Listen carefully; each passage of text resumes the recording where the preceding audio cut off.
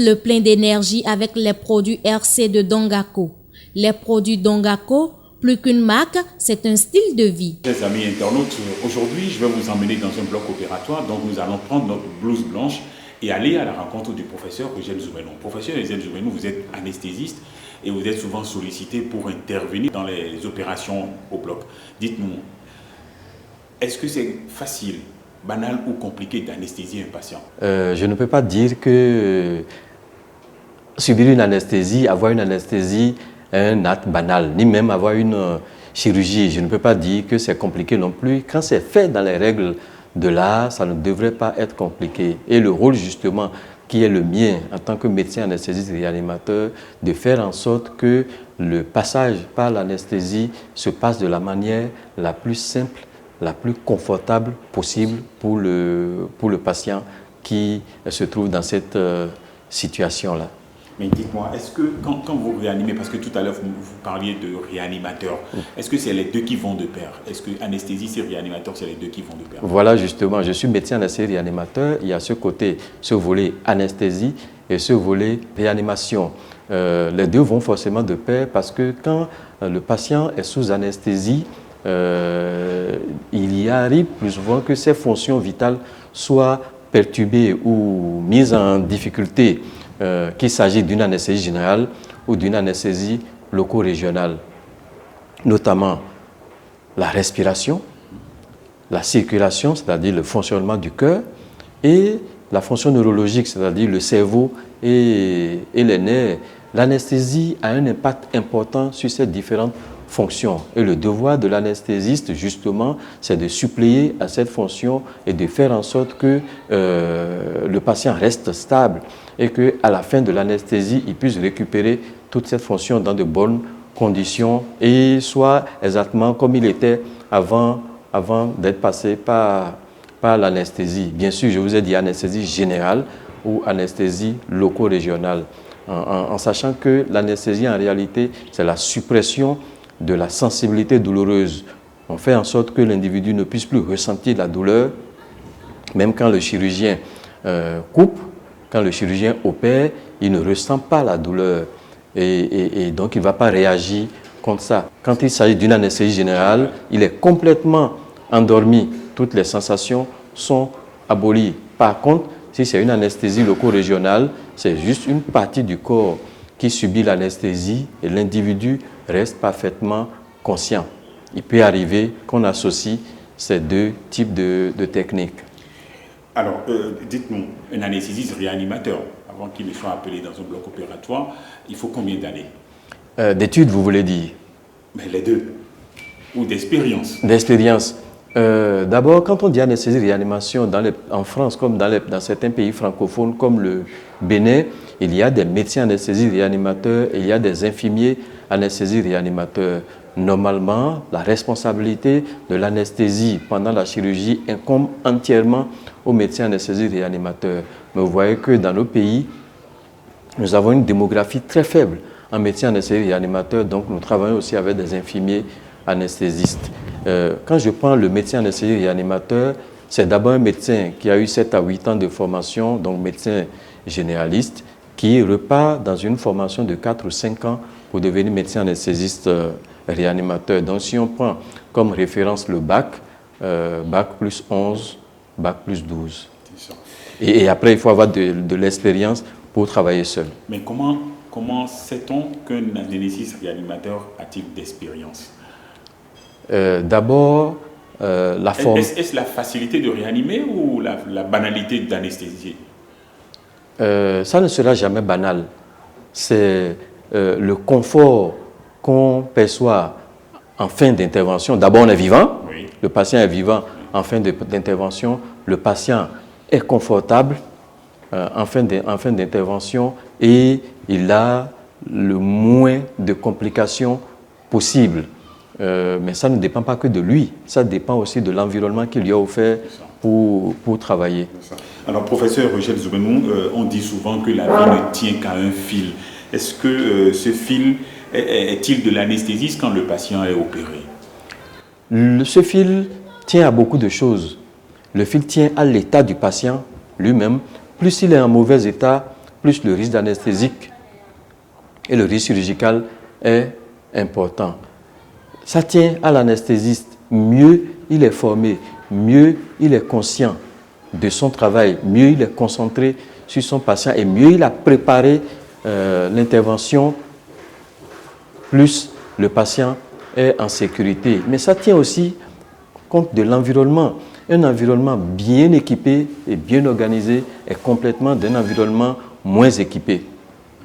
Et l'image que je donne souvent, si on vous met dans un tunnel sombre et qu'on vous demande de traverser le tunnel avec les yeux fermés, en mettant des obstacles, des épines, c'est en fonction de vos sensations, de votre concentration que vous allez éviter ces épines pour aller jusqu'au bout du tunnel. Et ce n'est pas évident, vous allez risquer de tomber.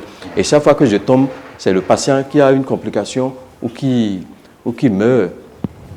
En Europe, c'est comme s'ils avancent dans un tunnel éclairé en ayant les yeux ouverts, parce que c'est hyper équipé.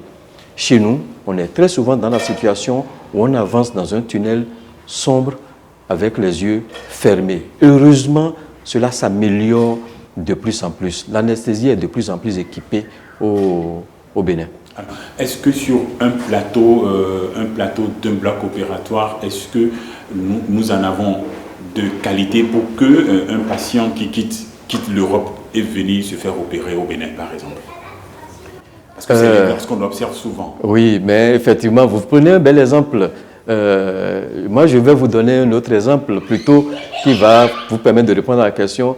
Est-ce que le patient, quand il regarde ce qu'il lui a offert, un tunnel éclairé, l'équipement qui est en Europe et la possibilité qui est ici, où est-ce qu'il a envie d'être opéré? Tout le monde a envie d'aller se faire opérer de l'autre côté. Mais je peux vous assurer que de plus en plus, ces 10 dernières années, le niveau d'équipement en anesthésie s'est nettement amélioré. Naturellement, nous n'avons pas le même plateau technique sur toute l'étendue du territoire. Et même à Cotonou, quand on passe d'un centre à l'autre, ce n'est pas forcément le même équipement. Mais le niveau d'équipement aujourd'hui au Bénin est assez bon pour permettre d'obtenir de bons résultats. Mais on a encore du travail à faire. Je vous parlais tout à l'heure des fonctions vitales. Quand on est sous anesthésie, c'est important qu'on ait des équipements pour surveiller le cerveau, le fonctionnement du cerveau, pour surveiller le fonctionnement du cœur et de la respiration. Avec mes yeux nus, c'est quand le patient est en arrêt cardiaque ou qu'il meurt que je sais. Alors qu'il y a des appareils qui me permettent, dès qu'il y a la moindre anomalie, de savoir et de détecter ces anomalies. Je suis très loin d'arriver au décès. Alors, professeur, je vais vous poser une petite question qui a un rapport, bien entendu, avec vous. Quelle a été votre mauvaise expérience dans la pratique de votre métier? Je ne vais pas faire semblant de me gonfler, mais je crois que du fait de ma pratique et de mon expérience, et je suis formateur en plus d'infirmier anesthésiste, de médecin anesthésiste, j'ai très peu de mauvaises expériences. Mais ça arrive quand vous pensez qu'il y a un patient, ça vient souvent sur des patients qui sont déjà difficiles au départ, que vous dites, oui, vous avez tout préparé et qu'on va s'en sortir, que malheureusement, vous avez un arrêt cardiaque sur la table d'opération, que vous réanimez et qui ne revient pas, qui meurt. C'est ce qu'il y a de plus difficile en anesthésie et c'est la hantise de tous les praticiens d'anesthésie. Et pour ne pas en arriver là, qu'est-ce que nous faisons? L'anesthésie, ce n'est pas juste le fait de rentrer dans un bloc opératoire et d'endormir le patient et de s'en aller. Non, pas du tout. L'anesthésie, c'est tout un processus. La préparation commence avant d'aller au bloc opératoire. Et puis après, au bloc opératoire, il y a tout ce qu'il y a à faire pour surveiller le patient dans les meilleures conditions possibles. Et puis juste après l'anesthésie, le patient n'a pas encore récupéré complètement. Il est encore entre la vie et la mort. L'anesthésiste est encore là pour s'assurer qu'il est complètement autonome avant de le laisser là. Donc vous comparez un peu à l'aviation. Un vol d'avion, c'est beaucoup de préparation avant, c'est des contrôles avant. Nous faisons exactement les mêmes choses. Et puis pendant l'intervention, avant, nous avons des écrans, nous avons des contrôles, tout est contrôlé.